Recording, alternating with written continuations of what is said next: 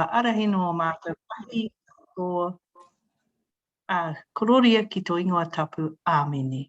There you go.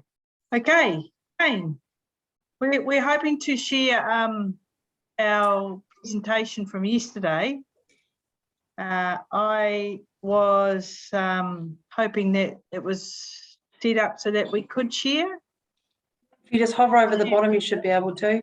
Screen, yep. So just give me a moment to perform that magic. No, it says post disabled participant screen sharing, so I can't.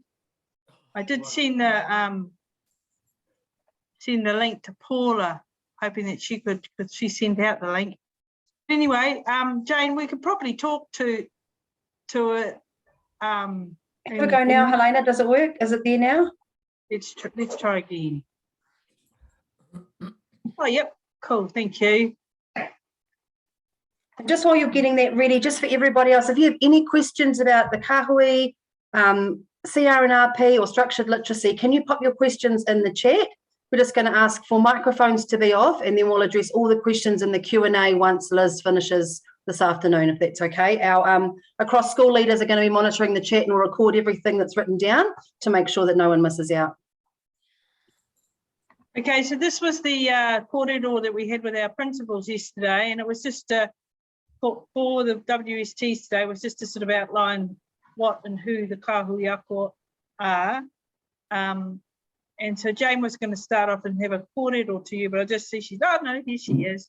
Talk to you firstly about our name and then go on to the achievement challenge, and then I'll look at cultural responsiveness. So Jane, I'll get up that for you, the achievement challenge, and you could talk about our name and what our main reason for being is, I suppose. Jane, you'll have to mute yourself.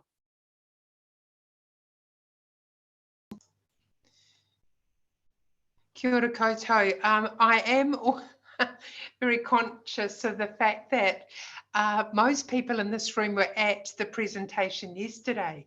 So there will be some double up, won't there, Helena? Yeah. But I think it is important for people to have an understanding, I guess, of the foundation document, really, that so clearly in this visual here, the whāriki indicates what the Kāhui ako is about.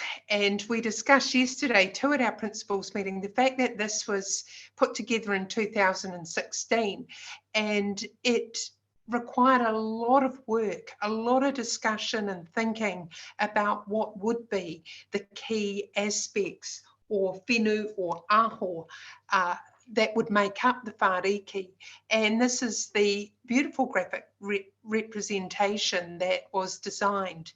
And we see here those really important features of that: collaboration and partnership, about relationships, and importantly about empowering our students and looking at ways of raising outcomes for them.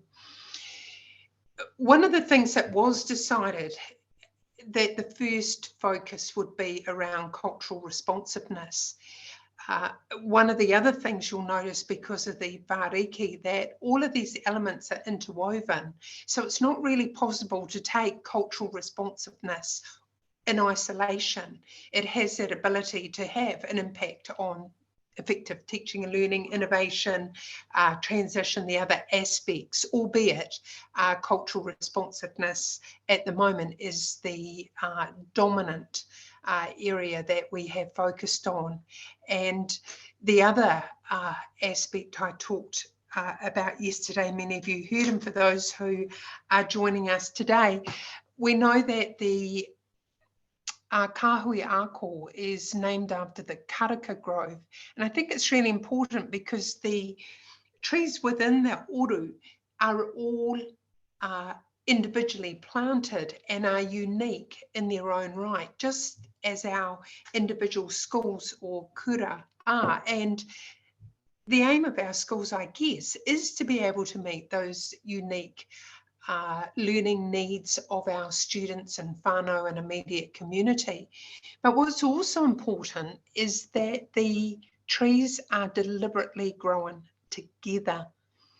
And as such, that represents our desire to want to partnership or to form a partnership as a community. And so the key thing there is that the Kāhui Ako is looking to meet both needs, those unique needs of a school where you know you're at with your school and your needs, henceforth the work that's been done today with Liz, but also that ability to work collaboratively and share that across schools. So it's a really interesting balance as well that the Kāhui Ako is working to achieve through collaboration and, importantly, forging strong working relationships. So I'm going to hand back to Helena, who's going to talk a little bit about CR&RP, that current cultural responsiveness, that focus that we're looking at currently. And I have to say I'm a bit blown away that this presentation's working okay over Zoom. Right, so the cultural responsiveness side of the Kāhui Ako is based around, or is supported by PLD money that we applied for and got. We got 1,200 hours, and the main focus of that is to improve Māori student achievement. And it was, when we did collect the data initially from across all our schools, this was one of the clear areas that needed work on. So that's what it's supporting. We are constantly using data to inform our progress and future directions, and we've had some quite positive feedback so far from our principals. But one of the key things that came through at yesterday's meeting was that how is this feeding through to individual classrooms and teacher capability? So that's probably the work that we have to do. We initially started off in cultural responsiveness and relational pedagogy, looking at a unified vision, getting some knowledge around what this actually means. And then what's been able to happen in the last year or so is that schools have been able to adapt and use that knowledge to start with their own goals and ways forward.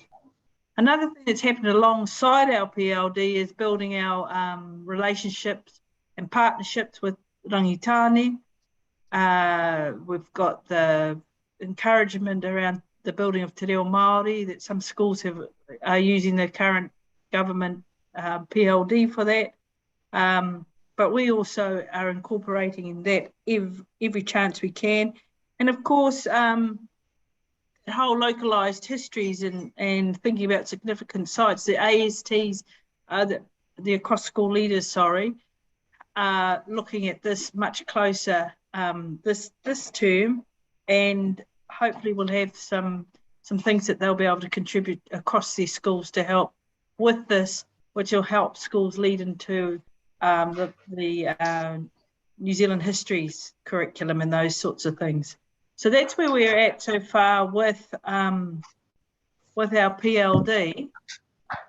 And then the next aspect of our Kāhui Ako is actually the across school leaders and the within school teachers, and finding a way to get those people working collaboratively and strengthening what they do in the schools.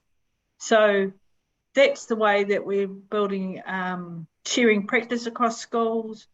We will build teacher capability, and then the other important part of these roles is that this is growing leadership and building that capacity for leadership within our Kāhui Ako, but also for the future in education, because one of the interesting things that has happened in recent years is people aren't stepping up to leadership positions, and that isn't me, by the way, aren't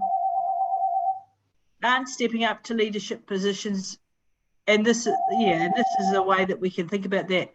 The other really neat thing that's been strengthened once again this year is the communications. Our website has been reworked. We now have a digital magazine where we can share across school practices. And Facebook's become a really important way of communicating and building people's knowledge and of our Kahui ako. So that's where we're at so far. And yesterday's meeting was really important because we need to keep growing and thinking what our future direction is. And hopefully some of your talk across school leaders with your within school teachers will help strengthen that future direction as well. Okay, Jane, I'll pass it back to you if you're not on the phone. No. No, yeah. So you were just going to finish up? Yeah, I think the key message here when we look at our focus, in particular for within school teachers, is should the opportunity arise and you are looking for a chance to continue to build your leadership capability, is to consider whether you might like in the future to apply for a cross-school teacher role, because we've seen that this is a very valuable opportunity that the Kahui ako can offer, because leadership can be in so many different areas, but this leadership is very much in learning. And I think those opportunities are not always as readily available as one might like within a school. So it is a wonderful opportunity, and we really encourage you to consider that and to keep in touch through the opportunities we offer, particularly with our website, which we're continuing to work on, and looking at ways to connect more frequently with WST. So again, thank you to everyone who has attended, and keep in touch through, as I said, the website as well regarding our communications to everyone. So thank you. And so thanks for that, guys. It was good to have the time to be able to come in and talk with people. Mihi nui. I hand it back to you, Fire Josie. Kia ora, Jane Hine, thank you so much for that. I thought I'd just do a quick intro to those that are here who don't know. So we've got our within school teachers who are all sitting there in the black background. We've got Richard, Sarah Lee, Paula, Lorraine, Polly and Anna. And like Jane mentioned, if you want to become a cross school leader, just let us know. Hine has come online. Thanks, Hine, for that. Sorry about the link not working. So Hine has come to have a chat to us for 10-15 minutes, and then we'll move on to Liz. So kia ora, Hine, welcome. I'll pass it over to you. Kia ora tātou. Kano I te mihi kia koutou, kia tātou katoa e noho ani raro I te maru o tētahi kaupapa whakahira. Ko Hine Waitere taku ingoa, e mahi ana I te whare wānanga o Awanui Arangi. So kia ora everybody. It's great to be here under the under this mantle of this shared work that we are challenged to engage with, and that's about cultural capability and cultural responsiveness. Really, I think I'm tasked to present a face to you as part of, or one of the PLD providers working in the space to be able to support the Kahui ako, to be able to develop and grow capability and competency around culturally responsive and relational pedagogy or cultural competence. So I think I know lots and lots of faces because I've had the luxury of working with people in individual schools. We've been doing a variety of things. I think when is it 2 years ago now, we ended up thinking about if we're looking at mana oriti or at equity goals. Okay, cool. Yeah, please do that. Josie's saying add questions and comments. Really happy to respond to those. We did spend some time though thinking about if we're looking at mana oriti, we have a unified vision within the Kahui ako, but that shouldn't translate into a uniform approach. And that's what we would be doing, is talking about realising equity, but actually applying the principle of equality. And inadvertently, we didn't want to work in opposition to the challenges that we saw ourselves having. And so it has been a journey of celebration of people's and identifying people's location on a continuum. And people, when I'm using the notion people, I'm actually talking about schools now, but equally within individual schools too, that we've seen a diversity of capability, capacity, aspiration, levels of anxiety, and a willingness to perhaps be able to step into some fairly challenging spaces, really, as we're moving into an environment that's increasingly asking us to be critically conscious of our location and the way we engage with diverse student populations and communities. So I'm really not too sure what else you want me to really speak to, but I'm really happy to respond to any questions, any queries that you might have, or any comments that you might want to make. Certainly across the school, across the 22 schools, we've done things like Rongohete Hau, which is collecting baseline data, being able to triangulate evidence. We've looked at growth tools, Manaaki ki te tangata, and that's about saying, how do we actually utilise evidence about our own practice as the basis for our own curiosity to grow and stretch the way we engage in culturally responsive ways. We've looked at alignment with whānau, we've looked at student voice, whānau voice, a whole myriad of things. So certainly we haven't been short of or devoid of tools, but it's about actually using the opportunity to know our learners, who happen to be adult learners for all of us as we engage with stretching opportunities, pedagogy, so that we get an understanding of knowing where people are and readiness to take them to somewhere else in ways that are mana enhancing for all those people involved. So I'm really happy to respond to any questions after that, rather than continuing to talk, because those people who know me know that I'm able to do that. But I'd like to be able to respond to any particular questions if they might exist by anybody. And I'll jump in this just there too, Hine. Thank you for that. Just also, this is because we're recording this for those that can't come, it's also just a good reminder about how people can access your services as within school teachers. So using the calendar on our Te Oro Karaka website, and there's lots of weeks coming up from now till the end of the year with spaces available. So making sure if they think there's something that you could support the within school projects, that there is a way for them to check and connect and get back with their leadership and use your services. Yeah, thank you, Josie. And I'd just like to add to that too, that while we've booked in weeks that we've said we will be in the Kāhui or within the region, and there's likely to be 2 of us at any one time, so it doesn't matter if someone's already booked at 9 to 12 in one of the sessions. Continue to put other requests for appointment times, because certainly we can still address those sorts of things. But increasingly schools have booked times outside of those blocked weeks as well, and that tends to be negotiated depending on what our workload has been with other places. So for example, I happen to be coming back to work with Polly and Awatapu next Monday, even though it's outside of this week time frame, because you do have a number of hours that allows us to be able to be a lot more responsive and a lot more agile to meet people's needs if your desire to work with the team doesn't fit within those weeks. But we will have to negotiate that, because there are other Kāhui and schools that the team also works with. But the ones that are in orange on the calendar are already blocked out, whether there are dates and schools times attributed to particular schools or not. Those are the times that we've said we will definitely be here. Awesome. Thank you so much.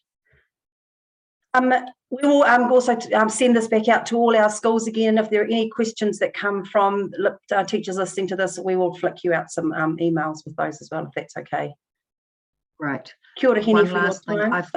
time. One last thing. I've reactivated the link to. I do understand that the PowerPoint that I put out that was for principals that talked about where have we been, where are we now, where might we go, that timed out for some reason. So it has been reactivated if anybody wants to use that to again revisit the sorts of things that we're doing.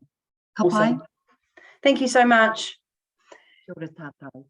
Right, kia ora, Liz, all yours. Same thing, Liz has come, volunteered out of the kindness of her heart to come and share her time with us, just like Hine, which is amazing. Again, if there is any questions during this section, if you could please pop them in the chat and we'll address them at the end. just to make sure that what we've asked Liz to talk about, kind of we get through to the end. Again, there's people who can't come today, and we want to make sure that they all get the same message as well. Kia ora, Liz, thank you.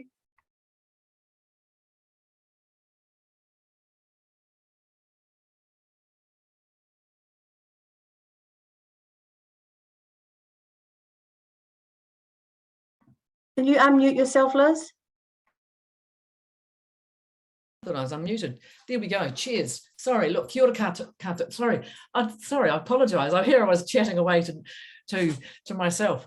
Look, it's a fabulous opportunity to come and speak with you all this afternoon. I'm just going to do a little bit of introduction about my background to education and where I've come to in the space I'm working with now, which is pretty much across New Zealand. It was never going to be that. It was just going to be in the Manawatu. But a little bit of a background. So I was an RT Lit in the classroom prior to being an RT Lit for about 6 years. Did a postgrad, actually a master's at Auckland University in literacy. And unfortunately, it didn't give me anything new or anything groundbreaking as far as research in the teaching of literacy with all the children that I was working with. And I was very much disillusioned. And searching for something else. I believe there was something else that was missing for me, and I thought for many teachers across New Zealand. So I did do my my master's. This isn't going to work over here. Here we go. Did my master's. There we go. But it's only small. It didn't actually give me what I wanted. So I headed off to Australia and did a 5-day intensive course that Josie has done as well, and it's called MSL. It's Multisensory Structured Language. And essentially, it was learning the structure of the English language. Something that I thought I had a pretty good grasp on, being a very good speller, but I didn't really understand how this English language was constructed, the history of it, and the complexity of it. Those 5 days pretty much changed my life. I came back realizing that my teaching in the classroom, especially my teaching of maybe spelling, had been pretty terrible. I'd never really taught kids how to spell. I dished out lots of words. So I ended up writing something called the Code. At that time, I realized that many teachers were grappling in their classroom with the effective teaching of reading, spelling and writing. And that came through very strongly from the referrals that I was receiving as an RT Lit. So I'm here in Fielding, not far from you guys, and I realized, gosh, there are so many children were being referred to me. And I thought, if we multiply that across New Zealand, we've got thousands. And currently we do know, the latest data that's come out, that 35% of 15-year-olds are struggling with the proficiency of literacy. And that is not a good piece of data. And I knew that something had to change. So I stepped out into this world of working as a facilitator. I wasn't actually able to become an MOE facilitator because the doors were closed for a while there when a few of us started out on the work of structured literacy. But now I am accredited and working across New Zealand. Basically, what I'm doing mostly are 2-day workshops from Dargaville to Invercargill this year. I'm doing lots of work with Kāhui. They often get in touch and ask for a day as far as introduction to structured literacy, what is it all about. I'm working with RTLB groups. I've just worked in Cluster 4 and Cluster 8 up in Auckland, and intensively in schools. So I'm working with 5 schools intensively over 2 or 3 years, supporting them in the implementation, the understanding of structured literacy, which is what I'm going to talk with you about this afternoon. But finally, I'm also, I was invited into a group called Lifting Literacy Aotearoa, and we are an advocacy group on behalf of parents, of teachers, of school leaders, a whole group of people to advocate for a change, really, a change of the teaching of literacy. So we're sort of knocking on the door of the Ministry of Education, and to their credit, they invited us in 2020. December 2020, and we did a 2-hour presentation to them. So they have a website. We've got a growing website, which has a lot of information there for schools as well as for parents to access, to understand more about the science of reading, structured literacy, where does it all come from, what does it look like? So that's a little brief introduction. So structured literacy, what is this? It's basically the key components. Make that smaller, that's better. It's teaching the key components of the language for reading, spelling and writing, but through an explicit, systematic and cumulative approach. So on the right-hand side, you can see sort of the components that are part of structured literacy. Phonology is in phonological awareness, and that to me was enlightening, that whole aspect of phonological awareness. It was not a part of any of my training that I'd ever had. It was not mentioned in my Masters of Education. And yet now we know that phonemic awareness is the highest predictor of reading success or reading failure. So that has been a massive change across the schools in New Zealand, who are taking on a screening tool, which I'm just going to share with you soon, to find out what is the phonemic awareness or phonological awareness of a child when they arrive at school. It's how tuned in are they to the sensitivity of the sounds in spoken language. Sound to symbol and syllables, you could call that phonics, but it's really the alphabetic principle, but teaching that through a systematic and explicit approach, but alongside a different series of books. So it's not something done in isolation anymore. It's not compartmentalized. It's done through what we call a literacy lesson. It's also looking at the morphology, the meaningful parts of words, the vocabulary, syntax as in writing. So it encompasses everything. Structured literacy comes from the science of reading, and that's these two phrases or terminology are sort of new in the space of literacy. So the science of reading is the huge amount of research over 20, 30 years. It's now coined as the science of reading, and it's a whole lot of science. What has come from that science has gifted us the models of reading. And this is one of the grounded models that has stood the test of time. It's called the simple view of reading. And notice it's 1986. And the guy there, Goffin Tunma was Massey University. And unfortunately, I had never come across the simple view of reading in my postgrad and my master's. And yet it was something that was grounded here. Mr. Tunma, part of Massey University. So it's got saying two important aspects for us to be able to understand what we read. So the outcome is always reading comprehension. We want to understand what we're reading. But the simple view says that we actually need two important aspects. One, we need to be able to recognize words. And for you people looking at that screen, if you look at that, I want you to look at those words, but don't read them. Now, in fact, you can't, because those words are what we call orthographically mapped. They're in your long-term memory. You can't stop yourself. So you have really good word recognition. That's recognizing words. But if we come to a word we've never seen before, then we need to, in the brackets underneath that, decode that word. And we want, with all our children, to raise the level of word recognition. Because as an RT Lit, that was what I had noticed with all of the kids on my roll. Year 2 to year 8, those students couldn't read words. They couldn't read books, but they couldn't read sentences, but essentially they didn't know how this complex language worked, and they weren't able to read words. But reading words isn't enough. We know that. We've got to be able to understand the language, and both of those things are important. I think in the past in New Zealand schools, we've probably worked well on language comprehension, but it's that word recognition. If you can't read the words, lift those words off the page, you're not going to be able to get to the place of understanding what you read. So that's one of the things that has come from the science. This here is essentially another piece of research, another graphic that will always pop up when we're looking into the science of reading or structured literacy.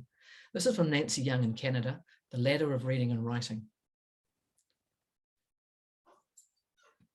I'm going to send this on to you, Josie, so you can share this out to those people who are listening into this, because this essentially shows us why we need to be thinking about and changing the approach of teaching literacy, teaching our kids to read, spell, and write. At the top of that reading ladder, you can see a little bird on the left-hand side who's ready to fly with reading, and underneath is a pencil for writing. We want more and more children to get to the top of that ladder of reading.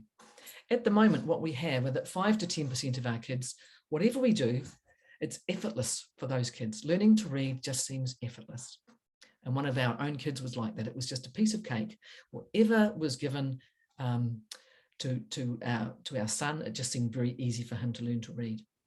The next part of the ladder of reading, there are 35% of students with our broad instruction, which is what we could currently say maybe is happening in many schools still across New Zealand, that those kids they're going to find it relatively easy too.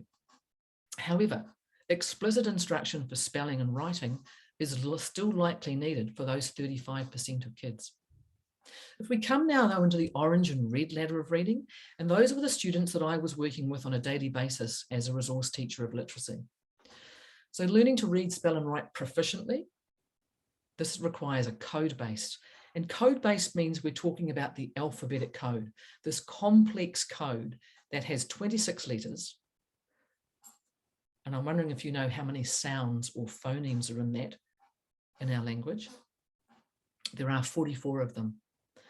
But beyond that 44, there are 250 ways that we can represent those as spelling patterns. And that in a nutshell is the complexity of the language. So those students require explicit instruction. If we're going to lift them out of that orange part and get them into the green ladder of reading. And then we have, unfortunately, 10 to 15% of students for whom learning to read, spell, write requires code-based, systematic, explicit, but also intensive and frequent repetitions.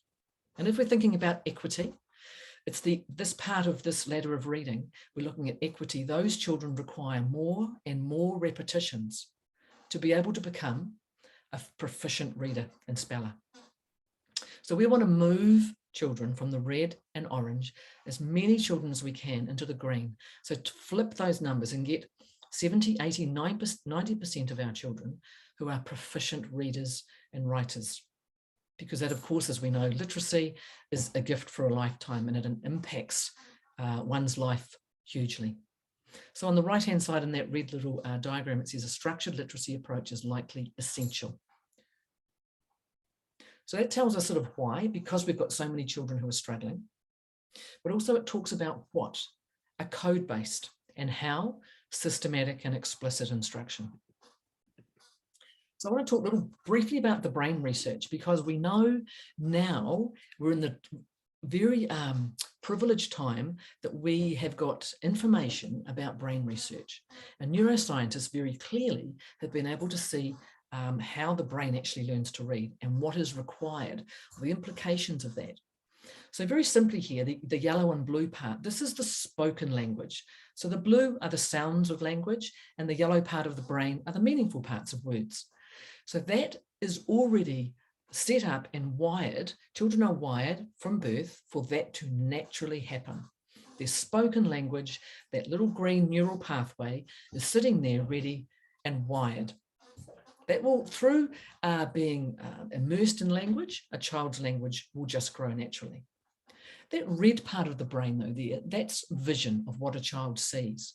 Children are wired to be able to see objects, to be able to see people, so they start to recognize objects and people. But there's no connection there from what the spoken language to the letters.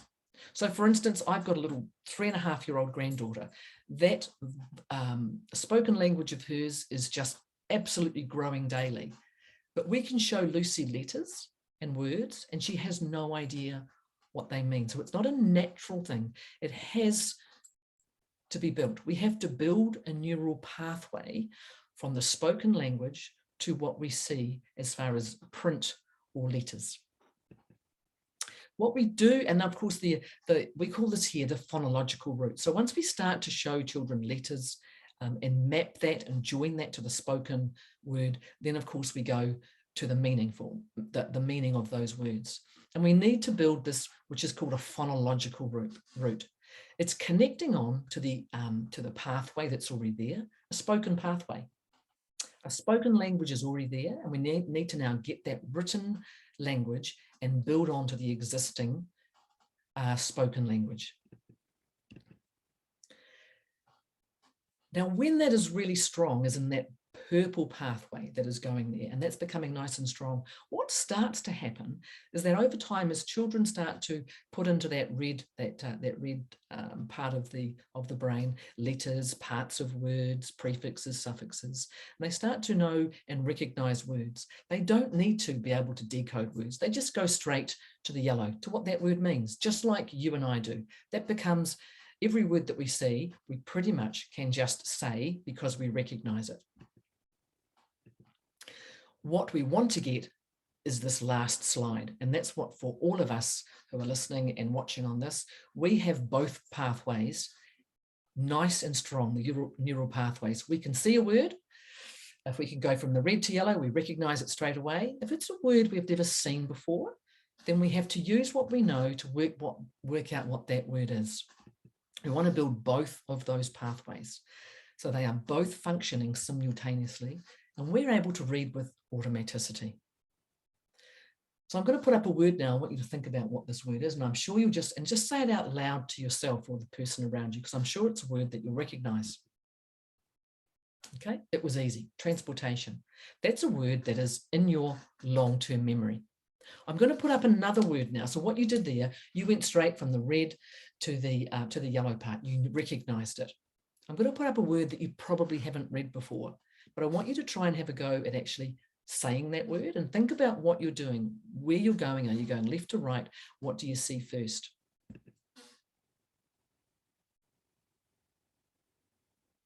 Hope you've all had a go at reading that. That word is triskaidekaphobia, and it's simply the fear of the number 13. But if you have never seen that word before, if you've never recognized that word before, what you had to do was go from left to right and use what you already know that's in your long-term memory and pull out the bits that you know to turn it into a spoken word. And that's what we want to do with our little children. When they're starting out with reading, they're coming across words they've never seen before, then we have to give them the tools, the knowledge of the symbols in our language to put that together to be able to read new words. One of the first things we're working on with children now is phonological and phonemic awareness. So here's phonological awareness. It's an awareness of the sound structure in spoken language. It's all about rhymes and syllables and sentences. When we get to the phoneme level, a phoneme is the smallest unit of sound, and I said there were 44 of them. Now we need to know, when a child starts school, what is their ability to isolate, to hear the individual sounds in a spoken word. Can they hear that first sound or last sound? If I said to them, r, a, n, can they put that together to come up with the spoken word run? And can they pull those sounds apart? If I said sheep, can they pull that apart into its individual little phonemes? Why? Because when they come to the code, when they come to the words, when they come to reading words, they're going to need to, if the word is vet, vet, they're going to do what you just tried at triskaidekaphobia, to say v, et, and slide that together to get to the word vet. Not to guess it, not to look at a picture, not to ask a teacher, but use the knowledge they have to read that word. So that's blending. And the opposite for spelling. If I'm asking a child to spell a word like vet, out would come their little phoneme fingers and they'll go v, et, and the word is vet. And they'll be able to then spell that with what they know. So this first part of phonological awareness is laying the foundation and getting a really strong foundation of what do children hear in the sounds in spoken language before we come in with letters. So I've created a little screening tool and happy to share that with you as well, Josie, to hand on. This has been used in hundreds of schools now across the country. And this is about, this is one-to-one with a child, finding out what are they sensitized to? Can they hear rhyme? Can they generate rhyme? Can they pull apart a word into syllables or into its individual sounds? It's about just gathering up some baseline data about students and then teaching to that and developing and increasing their sensitivity to sounds in spoken language.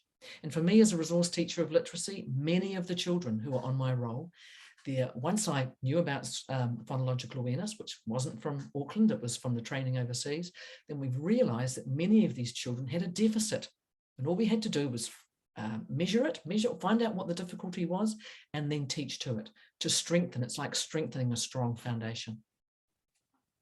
So phonological awareness is one of those really important parts of structured literacy. Another crucial aspect of structured literacy is this sound to symbol that we can see on this diagram on the right hand side.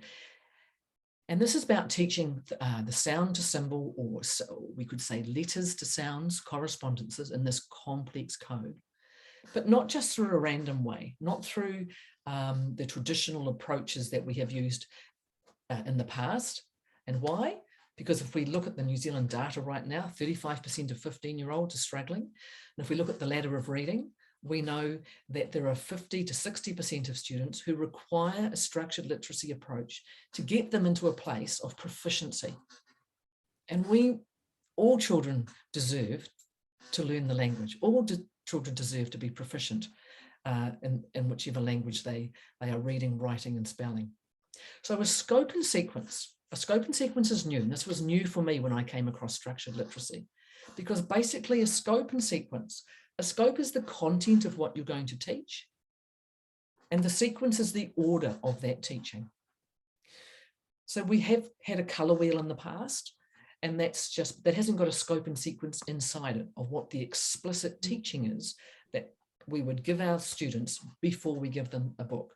In the past, we've always gone to just a book out of the book room. Which book am I going to use with this group today, and try and get through all those books.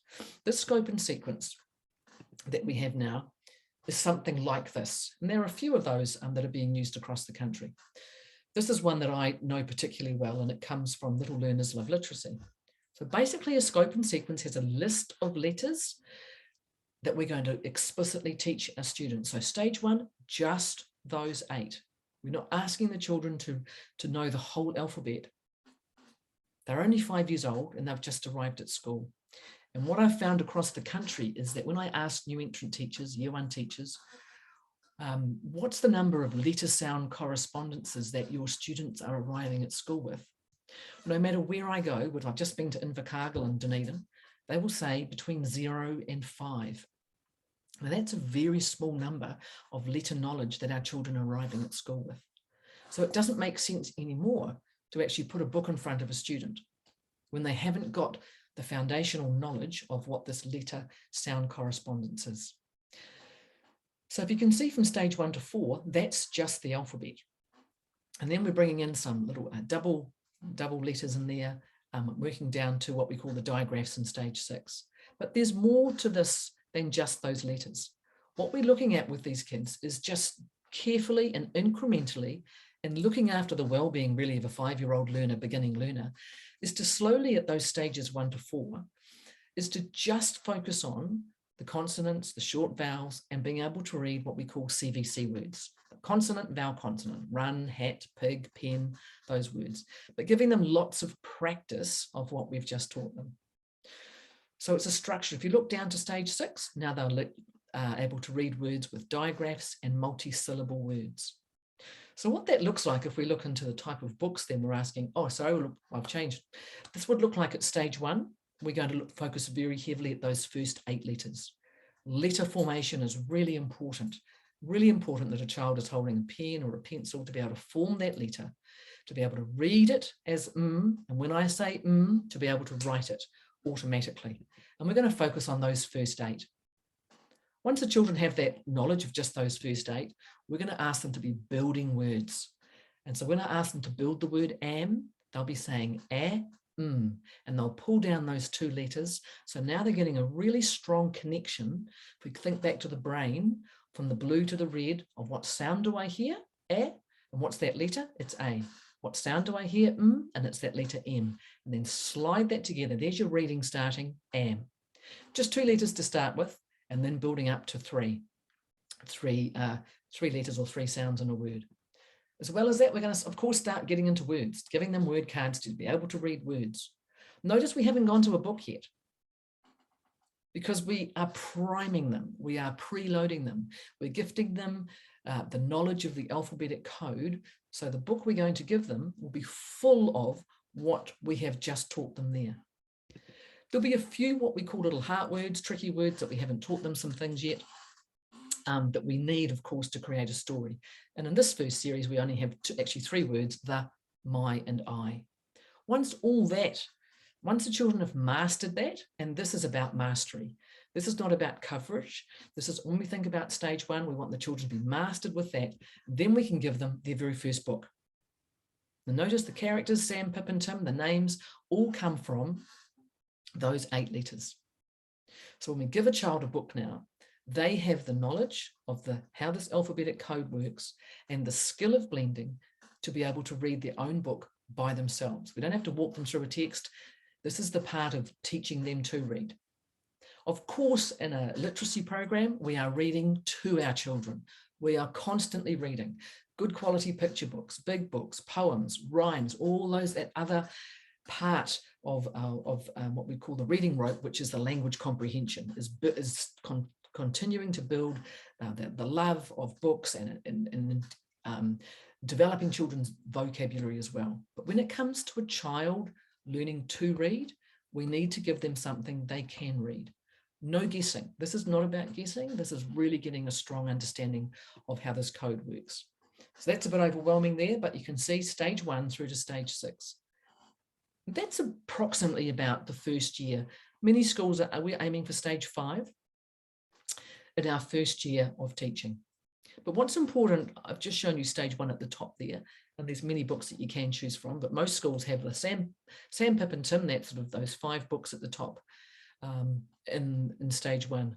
The latest books they've just brought out are the non-fiction, and these are incredibly popular because, and often they'll say with boys, but they're incredibly popular with all students because we've got our fiction now and our non-fiction, sticking with the same scope and sequence. When we go to stage 2, you'll see there's 8 new letters we're going to introduce. So now the children have 16 letters to work with.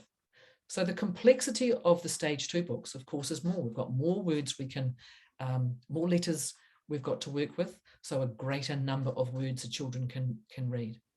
What we love about this is that we are drip feeding in the letters and also drip feeding in those really tricky vowel sounds. Because for me as a resource teacher of literacy, the difficulty that many of those older kids, year 5 to 8, they did not know the vowel sounds. They did not know the difference between the short and long vowel sounds. And if you don't know that, then you simply guess. And it's really unfair to have your 7, 8 kids guessing their way through. I mean, many of those kids I worked with, their well-being was in their boots. They felt they weren't learners. They didn't know how to access this difficult English code. So that's what a decodable series of books looks like. It is different. It's a different pathway to become a proficient reader, but it's a very clear pathway. It's one that teachers love because they know exactly what they're going to be teaching next.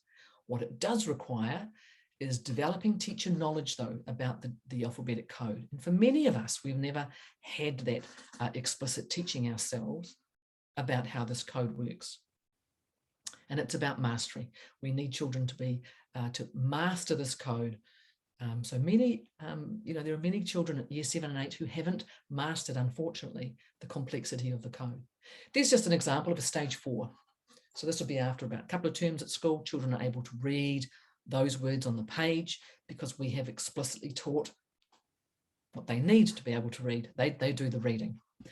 Here's an example of the latest stage 7, so a little bit further up the scope and sequence. Here's some of the non-fiction texts.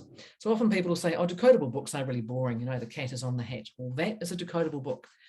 And when you start to look into the complexity of these, they are incredibly complex. By the time the children have finished stage 7.5, they're reading journals or little junior chapter books, because we have literally gifted them in a slow, if necessarily slow, but some children charge through these because they will be in the green ladder of reading anyway. So they're going to find this easier. But we're talking about equity, and we're talking about getting all the children onto that ladder of reading and moving up that ladder of reading. This works exceptionally well for our 2nd, 3rd language learners. I was working in Christchurch the last 2 days, and a couple of kids there, they're 3, 4 languages, these children. They have many of those neural pathways already humming. You think about their spoken language system. All we need to do is drive in there with the connection of the spoken to the written language of this English language system, how it works. There's another example, how do mushrooms grow?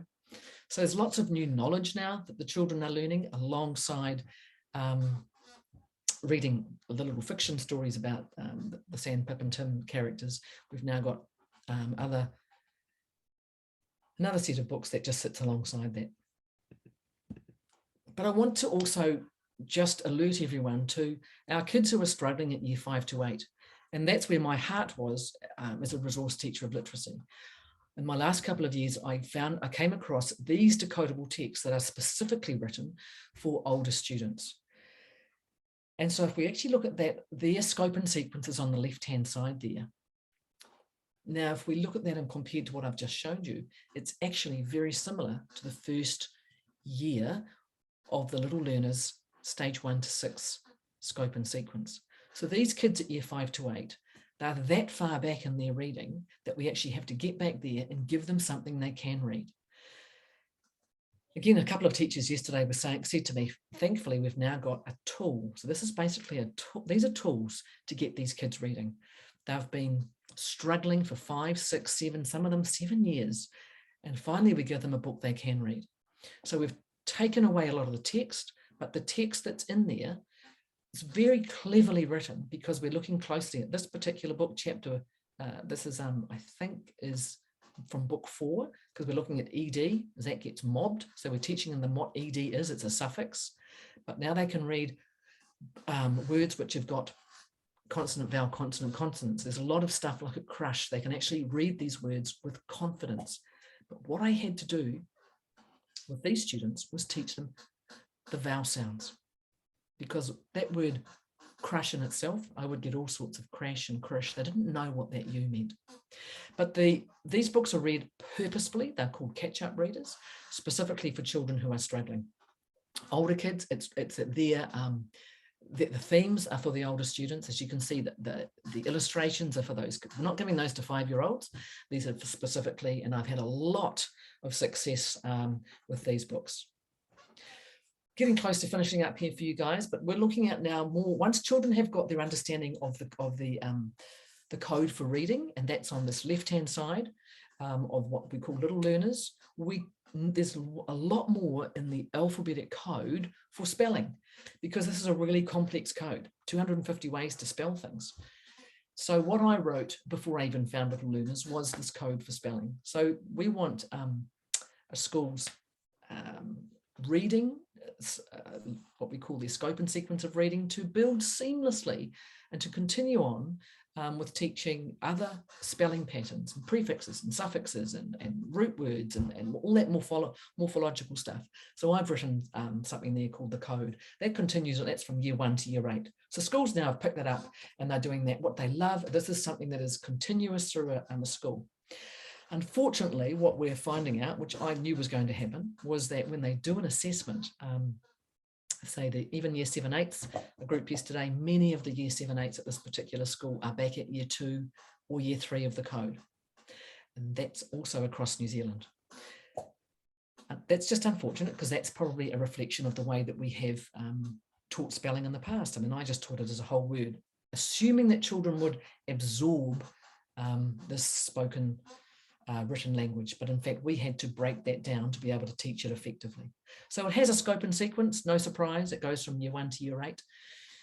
Year 1 pretty much aligns with the little learners scope and sequence we just saw before about reading, but this is something that teachers now can take all the way through their school. And what's important, we now have consistency of a scope and sequence, consistency of a lesson sequence. So I've written a very clear lesson sequence.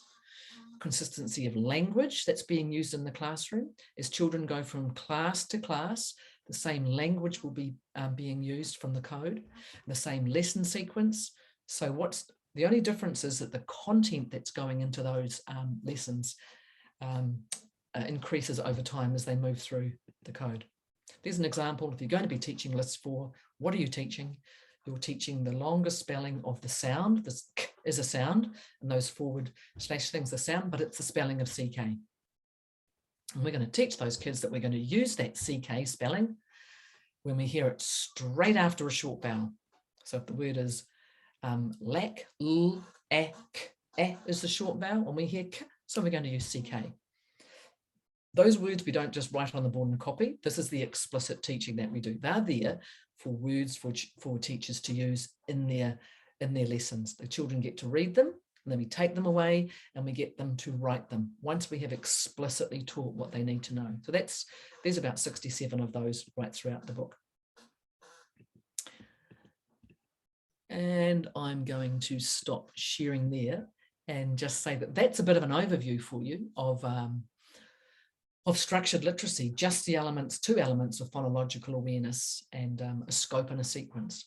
So if anyone says to me, you know, they're implementing structured literacy, then my first question is, what is your scope and sequence? Because we have to have a clear pathway of what we're teaching. We still have incidental teaching in our classroom. Of course we do. We are clever, classy New Zealand teachers, and we take those opportunities of incidental teaching when they arrive. But now we have some really intentional teaching that we know that many of our children deserve and require if we're going to elevate them to become proficient readers, writers, and spellers. There we go. 4:31. That wasn't bad, Josie. Look at that. You're amazing. So it's a lot of stuff in there. Can I just ask a quick question? Have Yeah. you done some thinking around what this may look like as it moves into secondary school support for literacy? And I'm just thinking about the changes to NCEA. Has there been any? Yeah, funny. I was in Taupo 2 or 3 weeks ago, and I actually had quite a number of year 9 and 10 teachers who turned up, who were really keen, pretty much because they are getting many students who are fitting into our 35% of children who are not proficient. So their takeaway from my 2-day workshop, number 1 is the code, because these are the kids who don't understand how this is. So they're driving in and trying to accelerate those kids. But you can't just go, you know, year 5, 6 and keep going. You've got to actually get in there and do that groundwork. As well as that, they're getting into that sort of older decodable text I just showed you there, as well as we've found some chapter books now that these children can be reading. So they know that they have to, if they can get those kids at year 9 or identify those students really early at year 9 and get that they still need the foundational understanding of the code.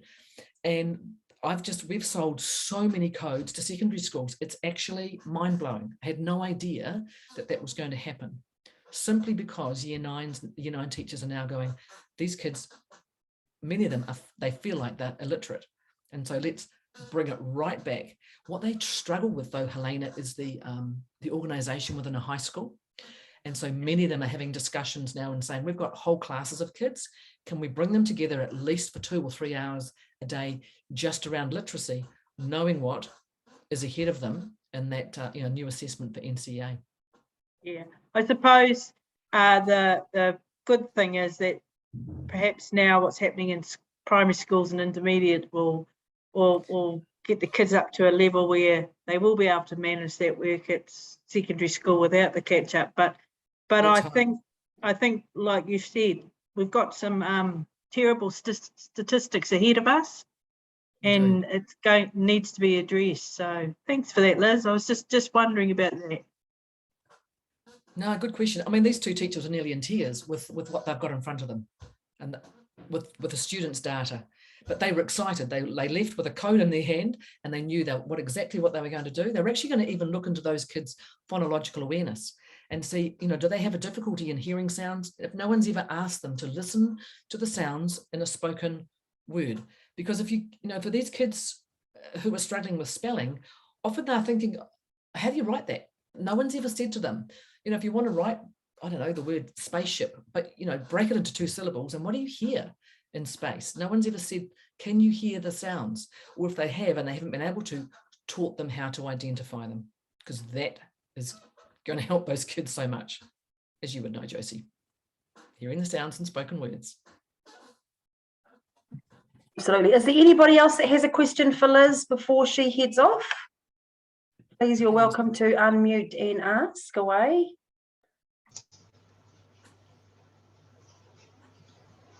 Feel free to email if you've got a burning question. I'm more than happy. Liz at Liz Kane Literacy. And I do have a Manawatu workshop that's actually going live tomorrow morning at 8 o'clock.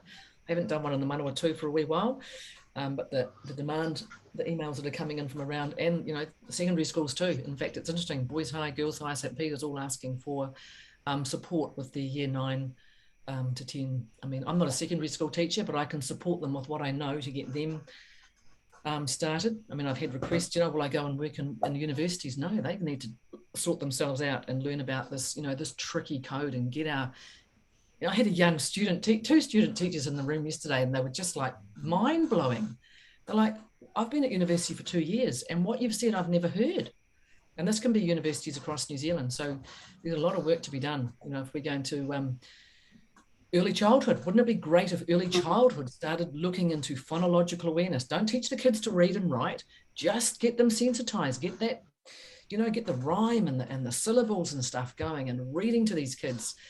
You know, that would really help our primary school teachers. So there we go. Yes. I was going to say, Liz, in working in a secondary setting, it really is quite challenging in terms of what I've seen over time, different strategies, techniques, moving away from wanting to withdraw students from classes to give them support with additional reading, all of those things. And I've always, well, felt for a long time that if our students leave school without being able to read. I can't imagine. Yes, exactly. What does it mean for how you can function? And I know we look at so many other things, but I feel we're on the brink of going full circle back to really focusing on the need for our students to be able to unlock that language. How do they function without that? We have, I think it's 40% of functionally illiterate adults in our society. And I can't imagine, we haven't got that in our family. I can't imagine what that is like. And I always think a year 9 who turns up to school who can't read is the most courageous person in our society. I don't know how they arrive at school and they are surrounded by print. Yes. And their anxiety. I mean, if that was me as a year 9, I would be the worst behaved kid because I would want to get out of there. Get me onto that tennis court, get me out of there. But I mean, I was lucky, you know, literacy came easy. My desire, what I would love to come out of the new refreshment, the literacy literacy curriculum, let's hope that's going to look good, would be that we slow down and have a really strong year 1, year 2, year 3, a foundational level that is really strong for all of our kids, that we capture that. So we stop this racing to get to this green level on that that wheel, color wheel, and give them a really strong foundation as a reader and a speller and a writer, so all kids can flourish. I just think we've just thrown stuff at kids at the age of 5. You know, you've had 5 candles on your cake, you're a reader and a writer. No, you're not. No, you're not.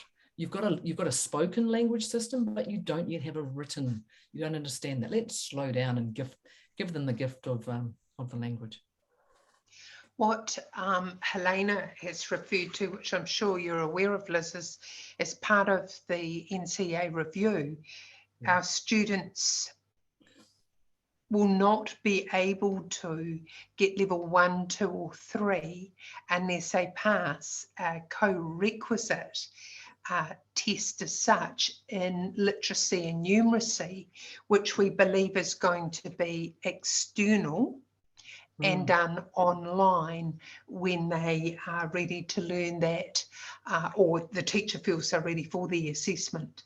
And what we're not sure of, we believe they'll probably get a couple of chances to pass that during any particular, during the lead up or during, I think from year 10 onwards. So you can imagine that layer of anxiety that comes in, that unless you can jump through those 2 hoops, that the rest of what you might be achieving is not going to come together. And so they're beginning to try what that looks like. But from a student's point of view, and when we look at transitioning of students into schools, what does that become for a student? It takes me back to school C. Yeah, absolutely. Absolutely. And how, so I guess it seems bizarre that you could still do level 1 level 2, level 3 English, but you have to do this co-requisite.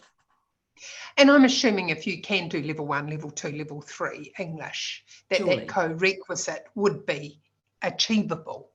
Yeah. But for students who struggle in those areas, it is going to be a barrier. Yes. So surely if they're thinking about that, surely if they're looking now at the new refreshment of the literacy curriculum, that they're going to change that quite considerably. So there would be a very strong scope and sequence. Make sure that we get there, and in writing too, you know, teaching kids not just to be free writers from the day one, but teaching clear syntax and how to put a paragraph together. If every year 6, every child left primary school at year 6, understanding a simple paragraph outline and what that actually was, and be able to construct sentences, would set them up for that when they go into high school. But do we have that? At the moment, it's very fluffy. If they want that, then they've got to start from age 5 and think, what do we have to do to get that at that co-requisite? Surely what do we have to do here? Fingers crossed, we've got some people in that room who are going to make some good decisions. And on the flip side, we get students who come through with all of those things. So absolutely. it's amazing. Yeah. Hey, look, thanks everyone. You don't need me any longer, do you? I can't hear you, Josie. You did me. Now it's my turn to do what you did.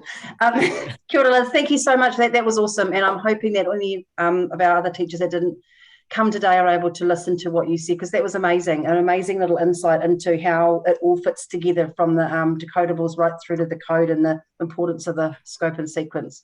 It was hard to sort of, from a 2-day workshop, just sort of bring in as much as I could there. What a good taster though for your 2-day workshop. That is going live at 8 a.m. tomorrow morning, so get in quick, people. That's awesome. So thank you so much. Thank you to everybody that's come along today. This will be loaded up in the next few days onto our resources tab on our website. So please let those others that couldn't know that that's there if they'd like to have a look, or go back and have another look. Like, I'm definitely going to go back and have another look and share that part with our teachers as well. It's always good, even with schools that have been doing structured literacy, to have a little bit of a reminder. So, kia ora, Helena over there. So, yeah, thank you so much, everybody. Have a great night. Don't get too wet if you're still at school and you've got to race to the car to get home. Ka kite. Ka kite.